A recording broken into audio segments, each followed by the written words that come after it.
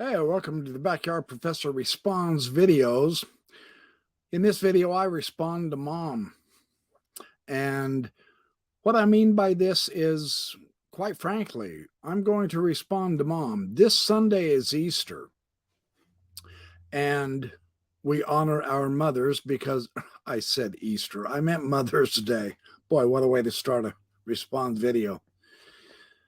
So I want to respond to mom. Now, I've been talking with several scholar friends of mine, and we are in the process of working up a brand new series on the esoteric aspects of truth, religion, spirituality, our own growing and understanding who we are and our place in the universe.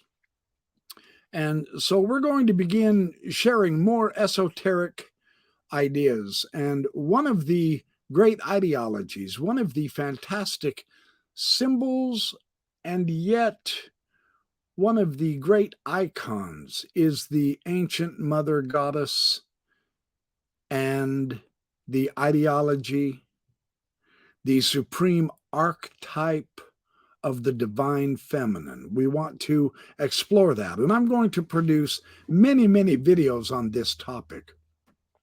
Another reason I wanted to do this video tonight is Sunday night. Apparently, there is going to be a program on 60 Minutes where they investigate the church's fine from the SEC. And that's going to start at 6, I do believe, and it's going to go till 7. So we are going to do our podcast exploring the LDS essay on the Heavenly Mother. I've put it at 7:15. It may be 7:15 to 7:30, but we really want to do this to honor our moms, both on earth and in heaven. And so I wanted to give a heads up on that. This Sunday, we will do the podcast. It is going to be slightly later, however, because we do want to see the 60-minute discussion of the SEC fine of the church and how the church can possibly justify lying and cheating about money to not only the government, but to us and to all the world. And it's supposed to be a church of truth. And yet it's not following Jesus's gospel. It is absolutely chasing the mammon. So that will be interesting to see. I also will note, just as a note, that Lori Daybell, Chad Daybell, and Lori Vallow, Lori was found guilty on all 6 counts today, and her influence through Mormonism that led to murder, because for whatever reasons, I have not followed it closely enough, but Lori Vallow has been found guilty of murdering her children and conspiracies and other things like that. So things are on the move. The fruits of Mormonism are beginning to be born. And I would suggest another rotten fruit it has is its complete lack of interest in the developing of this ideology, of this symbol, of this wonderful archetype of the divine feminine in Heavenly Mother. And through series of videos on esoteric subjects in general, but we will focus on the Mother Goddess as one of those main subjects, definitely. We do have very good scriptural evidence that Mother was prayed to. No doubt about it. She was worshipped, and she was in the ancient Solomon temple as the deity that was worshipped. We've got fantastic evidence on all of these subjects, and we're gonna share them tonight. I want to just give you it's kind of a hit and miss, piece here, piece there, piece there, piece there, on this theme of the importance of this divine feminine, which just happens to be one of my very favorite subjects. I have always wanted to do this. I'm not getting any younger, so it's time that I honor my mom. And that's what I'm going to be doing for here. Mom, thank you for giving birth to me. Happy Mother's Day. That's for my earthly mother. I love you dearly. You have been fabulous in my life. I hope I can return just a smidgen of what you did for me. So now, one of the issues that I think we will cover in videos. I'm quite sure we will explore in depth the Greek of the New Testament on this specific subject as well. I guarantee it. Is the book by Karen Jo Torgerson, When Women Were Priests. And she means priests in early Christianity with the priesthood as the Mormon leadership would understand it. And her analysis of that is absolutely exquisite. We will get into lots of detail on that. The other thing, just to hop, skip, and jump, I'm kind of just hop, skipping, and jumping. I'm whetting your appetite for this new series of esoteric subjects, one of which will be the mom, goddess, the heavenly mother, the goddess. William Dever. I've heard his name pronounced Dever. I've always pronounced him Dever. Did God have a wife? Archaeology and folk religion in ancient Israel. He is entirely positive in a very yes, sir manner that God did have a wife. He does identify her as Asherah. Now, it wasn't the worshipped mother goddess of the establishment state religion that was housed in Israel, in Jerusalem, in Israel. It was not in the capital city as such that the mother goddess was worshipped, but it was in all of the surrounding areas, and we have vast archaeological and historical evidences for that. So there's some very fun, interesting, more biblical materials, not only from the New Testament, but in the Old Testament as well. Then we have the Gnostic materials. The Gnostic materials are not a new religion. They are not a weird, wild, apostate Christian religion. There was no orthodoxy in early Christianity, none whatsoever that we're aware of. Gnosticism was just a part of Christianity that had a different view, a different world view, as they all did. You know, when you read the early Christian church fathers, they are not all in agreement either. One, they didn't all exist together in the same time frame, but they also had various and different sundry doctrines. They also had various different conflicting and contradicting ways to respond to who they identified as heretics, whom they identified as critics of their religion, when in fact it might have just been other Christians who had a completely different interpretation. Very similar to Matthew, Mark, Luke, and John. None of those four gospels, no two of those four gospels are exactly the same. They all give slightly various, interesting, and different, and sometimes contradictory information, as well as interpretation, not only about Jesus, but about his family, about what he did, about what it meant, about how his apostles reacted and interacted with him, etc. It's an absolutely wonderful study. James D. John, Unity and Diversity in the New Testament, is one of the great books on that subject. But with the Gnostics, we have the Gospel of Philip. This one is translated by Jean Leloup. I will just read this one part. We've all heard this before, but this has been developed now recently into something more all-inclusive. I'm just giving you a tantalizing hint about what we will do esoterically with this material. What is the bridal chamber, if not the place of trust and consciousness in the embrace?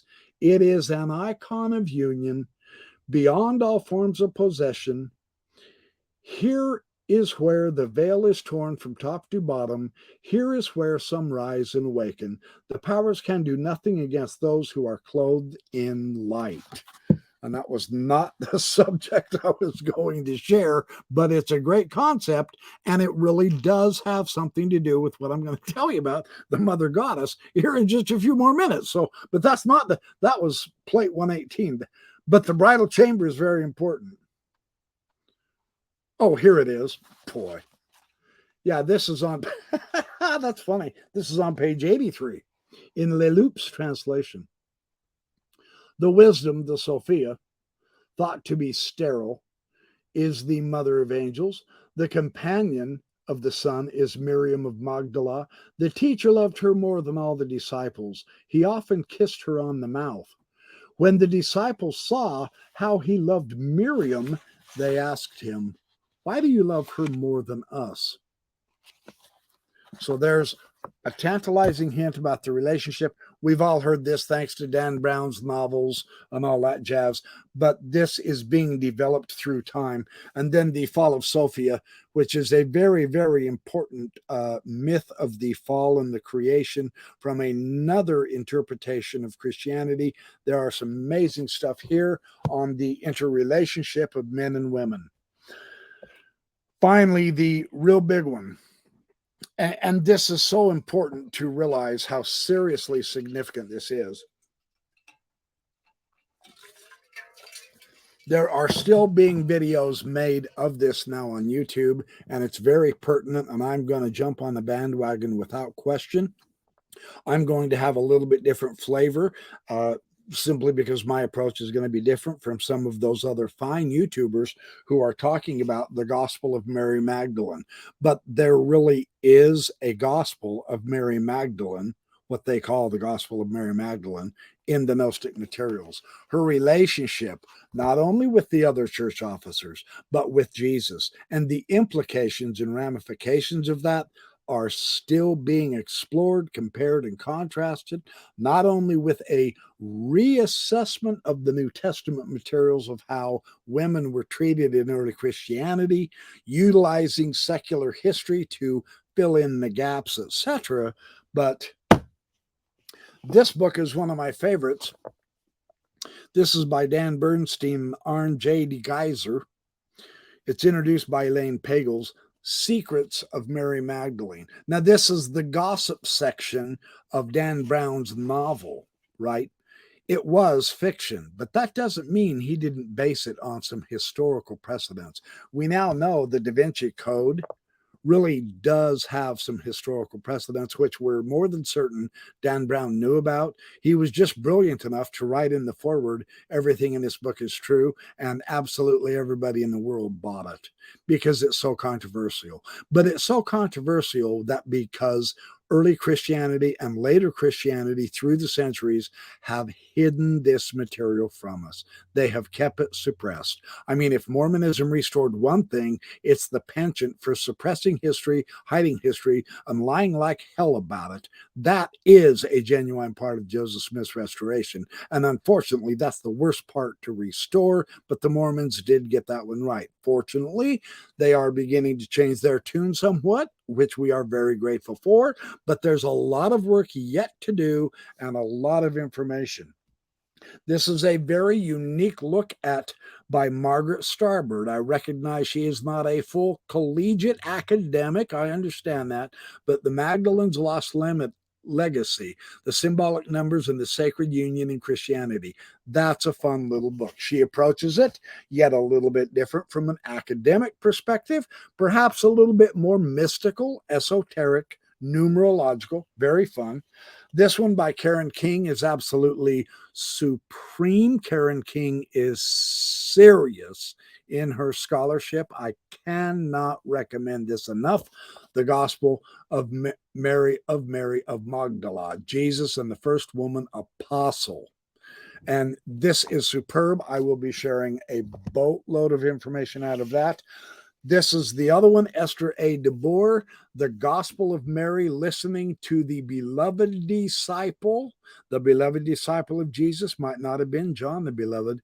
It could have been Mary Magdalene. She describes all that stuff. Very interesting. And now Jane Schauberg. I get it. I understand. She is an ardent feminist scholar. All good. No worries. The Resurrection of Mary Magdalene, Legends Apocrypha, and the Christian Testament. Sensational analysis, different than what we were ever taught in Sunday school, I can promise you. I'm well aware of that. Now, just to give you some of the idea of the type of materials that we're going to be covering in this new series on esoterica that I'm going to be sharing with you and using scholars who are very, very well qualified in this area. Peter Kingsley wrote a book, In the Dark Places of Wisdom. Absolutely sensational. I'm going to give you one tantalizing line on page 100 that I will develop into multiple videos simply because This is the dipping the toe in the water. This rabbit hole goes deep. It's amazing. The more I look, the more I find. It's blowing my mind. Persephone is the ancient mother goddess. Most of the imagery and inspiration for the Catholic's Virgin Mary came from Persephone. There's a profound idea, which I will develop, I promise. Now, my good friend Maxine Hanks, she got in trouble with this. Women in Authority, Re-Emerging Mormon Feminism. I am not trying to get her in trouble in any way, just because Boyd K. Packer didn't have the spiritual capacity to grasp Maxine Hanks' spirituality and discussion of all aspects of the divine feminine, and she got excommunicated. She was one of the September 6th. She has now since returned to Mormonism. In this particular, Martha Pierce, in this particular chapter, which I'll just share just a paragraph, and there's quite a bit of information here. I believe D. Michael Quinn got in trouble because he demonstrated through the historical record that Mormons have hidden, and they still aren't going to talk about it just yet, is that women already have been given the priesthood. And yes, I mean just like the men. But we are not aware of that because, of course, the church hid it. But it did happen. And I don't mean just through the temple ordinances either. Women have had the priesthood. So that's one of the controversial aspects. So on page 248, Martha has a wonderful little experience that she shared, and I can fully resonate with this. During the summer of 1988, I was in San Francisco with my friend Susan. One Saturday, we found ourselves in a museum. Great place to be on a Saturday, yeah. Our visit to the museum was not a planned event. It just happened to be within walking distance of Susan's apartment. The main exhibit consisted of hundreds of early Cycladic sculptures of the Mother God, created over 3,000 years ago. These 5 to 8 inch tall sculptures were simple, elegant marble statues representing female deity. These sculptures had been placed in tombs of both men and women. The goddess was representative as an all-powerful force, a female incarnation, at once life-giving, life-taking, life-renewing. That's how you know they've got a proper understanding of the goddess, because those 3 are critical for the archetype of what the goddess is all about. These early Greek artists had created powerful spiritual symbols of life and death. Centuries later, these marble sculptures had not lost their power. We both felt the force of the symbols and did not want to leave the room. Man, can I resonate. I will have much more to share from this wonderful, spiritually uplifting book. And again, this is Raphael Patai, the Hebrew Goddess, 3rd enlarged edition, one of the most significant books without failure on this topic. Let me just read a brief couple of short paragraphs on page 78 and 79. Consonant with the Talmudic tradition, so we're talking early Judaism, early Christianity, and the Judaism that was in early Christianity. Consonant with the Talmudic tradition, according to which the Cheruvim couple was shown in marital embrace in a sculpture which stood in the Holy of Holies of the Second Temple. This is astonishing. The 2 cherubim on the mercy seat, where Yahweh would meet Israel through the intercession of the great high priest, he would come down and dwell among the cherubim. Okay? That this is the ancient Israelite mobile temple of the tabernacle. Later, it was put into Solomon's temple. These cherubim were carried forward into the Second Temple, according to the archaeological and historical work of Raphael Patai. This statuary and we read this in Talmudic sources, was shown to the pilgrims who flocked to the temple on the 3 pilgrimage festivals. So it's quite probable, or at least possible, that when Philo of Alexandria made his pilgrimage to the temple, he saw the cherubim entwined, like man and wife. And that's how the Talmudic phrase has it. So when Philo says that the 2 divine potencies of goodness, represented by the male cherubim, and sovereignty, represented by the female cherubim, were mingled and united, he may be influenced by the cherubim as he had seen them in the temple of Jerusalem.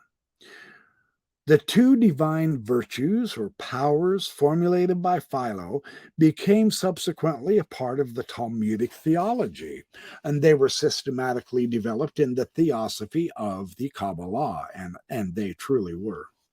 What is surprising at first glance in Philo's dichotomy of the deity is that he attributes the legislative, chastising, and correcting activities, as well as the kingly power, to the female, the maternal aspects of deity, and he assigns the peaceable, gentle, and beneficent virtues as well as goodness to God's male paternal aspect.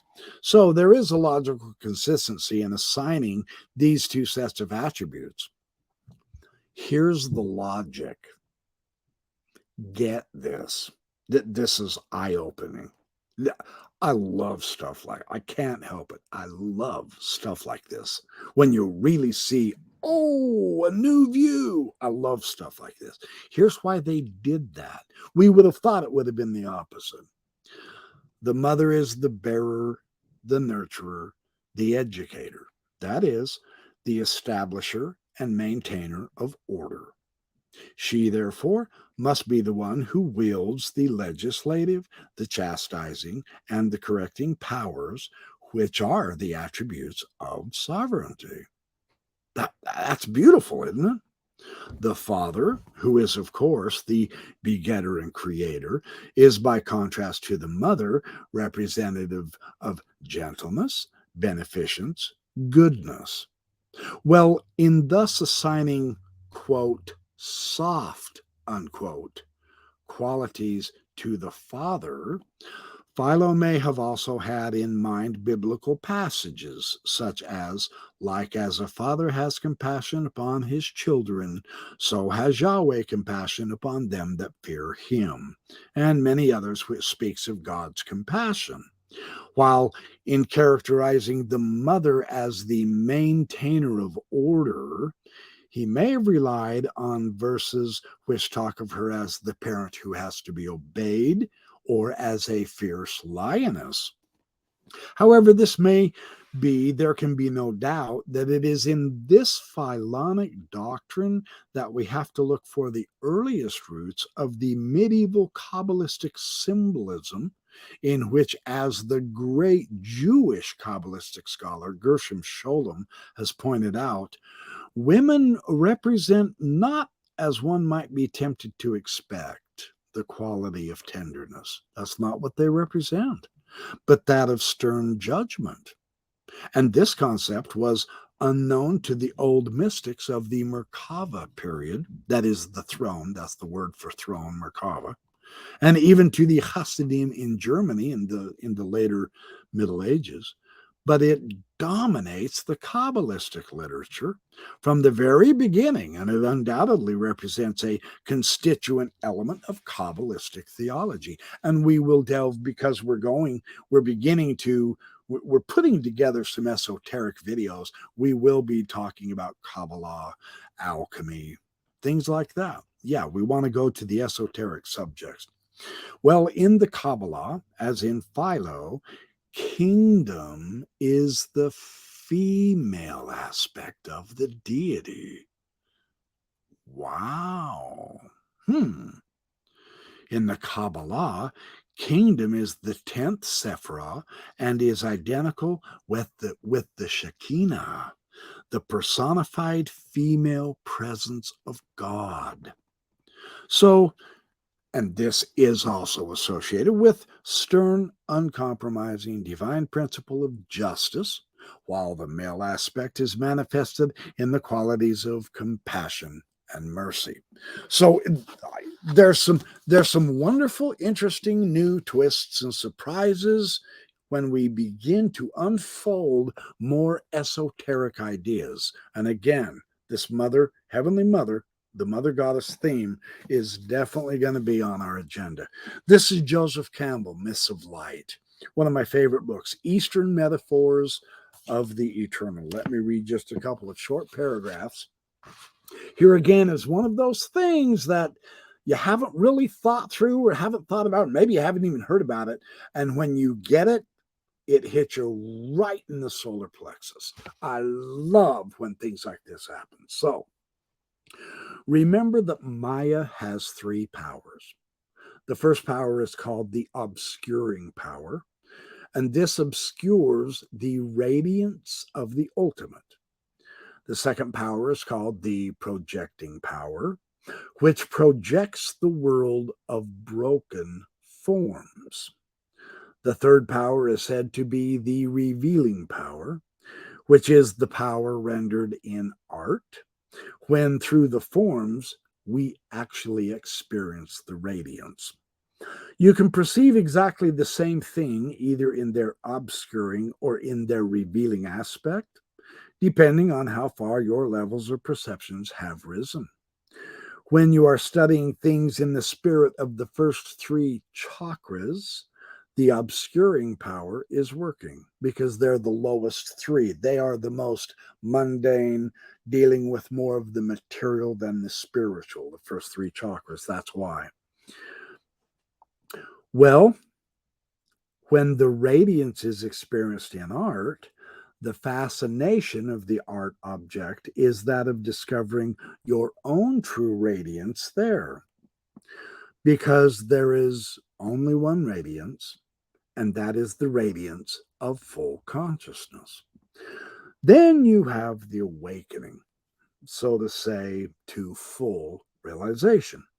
So in these images, these themes are translated into mythological images. The upper ultimate light may be depicted as the Father. See, okay, so here's the image of the Father. He's the upper ultimate light, okay? And then along this line, Maya becomes the mother, through whom the mother, through whom the energy of the Father becomes incarnate. That is the imagery, for instance, God the Father, Mary, and God the Son, and the Holy Ghost representing the actual energy that is transformed from Father to Son through the Virgin, and I will add, without whom there is no incarnation. Without the mother, nothing is. There are many, many old mythological traditions from across the ancient world, all over the world, in so many dozens of ancient cultures, that the entire universe is birthed through the mom. Mother gave birth to this living universe. It's fascinating. And finally, The Chalice and the Blade by Riane Eisler. She is one of my favorite authors. This is on page 14. In the models of house shrines and temples in the ancient world, and in actual temple remains, now she's using Marija Gimbutas. We are shown in these models that females are shown supervising the preparation and the performance of rituals. And these are dedicated to the various aspects and functions of the goddess. And then again, over here on page, oh, and I do want to read, here, let me read this first, and then I'll come back to that. Oh boy, there's so much to read from Eisler. She's loaded with goodies. On page 126, and again, she's talking about this Gospel of Mary because it is a big deal. It's such a big deal because it was suppressed, gotten rid of, so that we could get it out of our consciousness and our understanding. Now, why would that happen? By the ruling powers. There's something very important here we have to understand. Yeah, whenever they suppress a book or try to burn a book, man, that's the book you need to read. Yeah, that's the open secret to books. Well, in the Gospel of Mary, we again read that she was the first to see the risen Christ, and I'm sure we've all heard this, right? As is also recorded in passing in the official Gospels of Mark and John. Here we also read that Christ loved Mary Magdalene more than all the rest of the disciples, as is also confirmed in the Gnostic book, the Gospel of Philip. What we read in the Gospel of Mary is that after the death of Jesus, Mary Magdalene was the Christian leader who had the courage to challenge the authority of Peter as the head of a new religious hierarchy based on the claim that only he and his priests and bishops had a direct line to the Godhead. Consider the political implications of the Gospel of Mary, according to the world-class Elaine Pagels, a fabulous Gnostic scholar. As Mary stands up to Peter, so the Gnostics who take her as their prototype challenge the authority of those priests and bishops whom claim to be Peter's successors. There were other related and equally fundamental doctrinal differences between the emerging and increasing hierarchic church headed by Peter and other early Christian communities, such as most Gnostics and sects like the Montanists and the Marcionites. Now, see, we didn't hear a lot about these people in Sunday school. Part of our esoteric discussions and videos are going to be on the other part of early Christianities, which none of us got in Sunday school, and yet has a lot to do with our own spirituality. We will be delving into that too. So, not only did these sects, in contrast to the men now described as the fathers of the church, honor women as disciples, they honored women as prophets, and they honored women as founders of Christianity.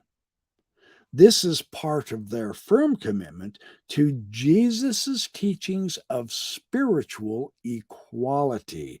They also included women in their leadership.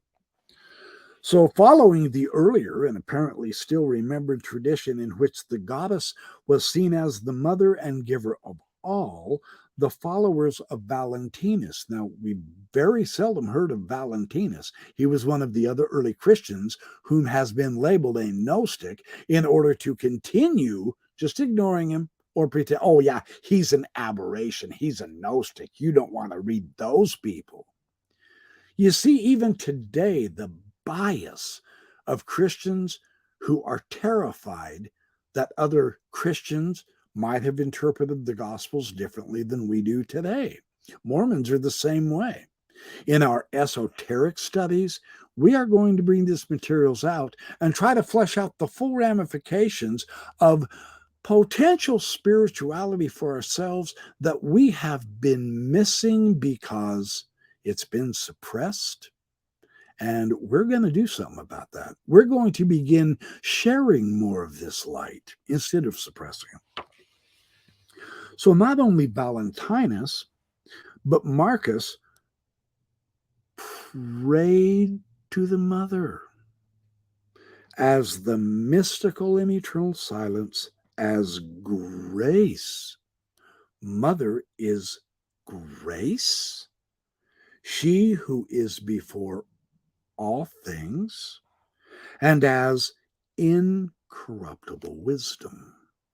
In another text, the trimorphic protonoia, literally translated the triple formed primal thought, We find a celebration of such powers as thought and intelligence.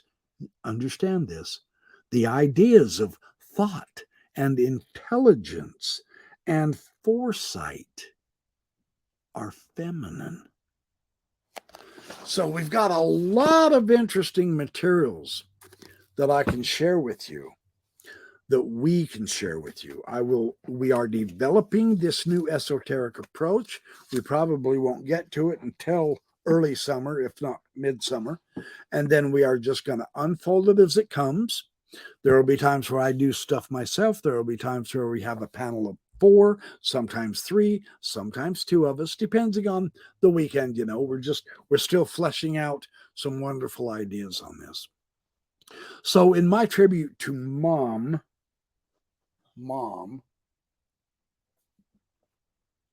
I will say unabashedly, I love you, Mom.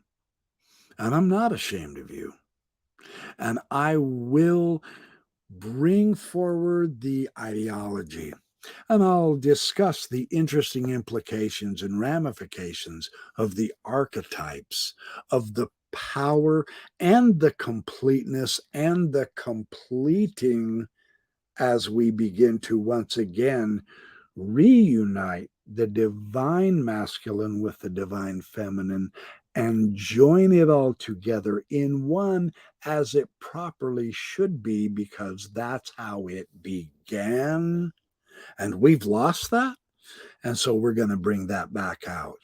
And that's in the honor of our loving mom. So that's it for me for tonight. Thanks for watching my Backyard Professor Responds videos. We've got a lot more coming down the pipeline. We are working hard on bringing you good quality, wonderful, uplifting, hopefully spiritually energizing materials. I think that's what we're looking for. We're looking to try to our life on this earth has gotten too boring, too blasé. We want it to get a little bit more interesting and exciting and spiritually uplifting and worth living, because it is. So I'll see you soon in the next Backyard Professor Responds video.